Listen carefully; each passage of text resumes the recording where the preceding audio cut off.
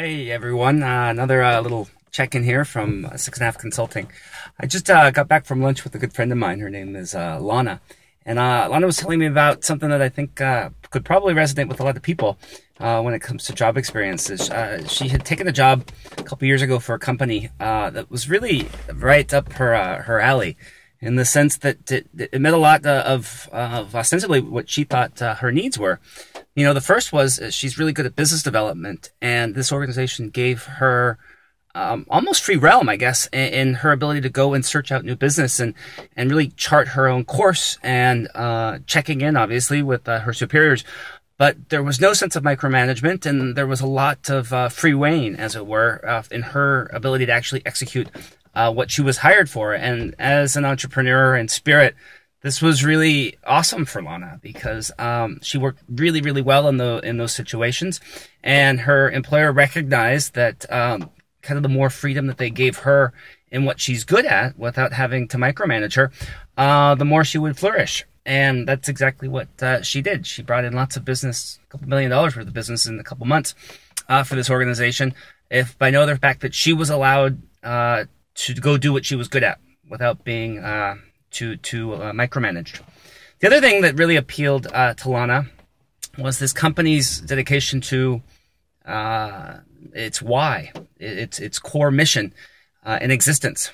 It resonated deeply with her, and she felt that her skills in business development were adding to something larger than just herself. She felt like she was given the opportunity to really cultivate her skills and lend them to a purpose, a why that was bigger than her.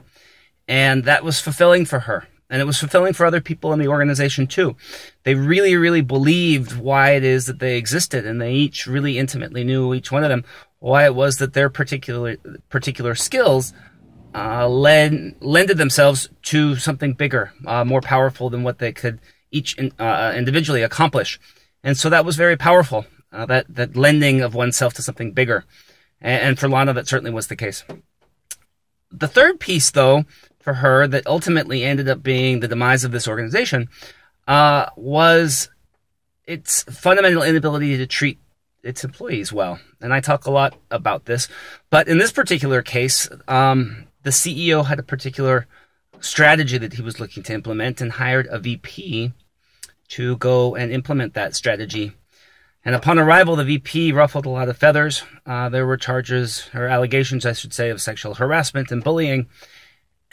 And rather than take note of what was happening in the office and listening, because these were widespread allegations, the CEO turned his back on his employees. His desire to have his strategy be executed trumped his relationships that he had spent lots of years building with his employees. And as a result, the environment of trust absolutely faded away in the organization. No matter how much autonomy she had, no matter how much purpose she felt like she had, the fact that she couldn't believe in the CEO, and neither could anyone else in the organization, ultimately led for this organization to continue to this day to be quite stagnant. More importantly than that, if a company's culture is its brand, it's well known in the community that this particular organization has a pretty terrible brand, specifically because of the way that the CEO allowed for the VP to treat his employees. And it led me to just think about exactly what it is that we do here at Six and a Half Consulting, which is help organizations create the environments wherein their employees are naturally inspired to come to work. And there are three small ingredients. The first one is that sense of autonomy, right? Is someone being able to actually execute their job and their functions in a way that that they have the empowerment of choice and self-determinism. The second piece, which is fundamentally important, and in the case of Lana, she certainly had, was working for an organization who existed for a greater cause, wherein you could actually lend your skills to that cause and become better and better at mastering those skills to that cause over time. And the third fundamental piece, which this organization did not have, was the connectedness piece. Every employee has to feel like they're valued, or that they matter personally on a human level at the organization that they work for.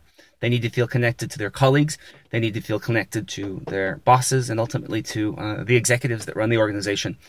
And if they don't, if they feel that somehow their participation there is marginalized or not important or trivialized, or in the case of Lana, that things like bullying and sexual harassment weren't taken seriously, then guess what?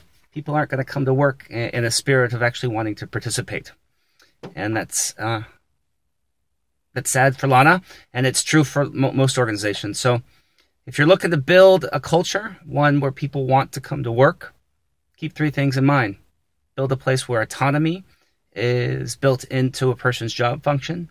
Secondarily, make sure that why you exist as a company is clearly expressed and identified and reiterated all the time. And the last thing is make sure that your employees feel that they are connected, that they have good personal, deep personal relationships with the people that they work with. We'll see you soon.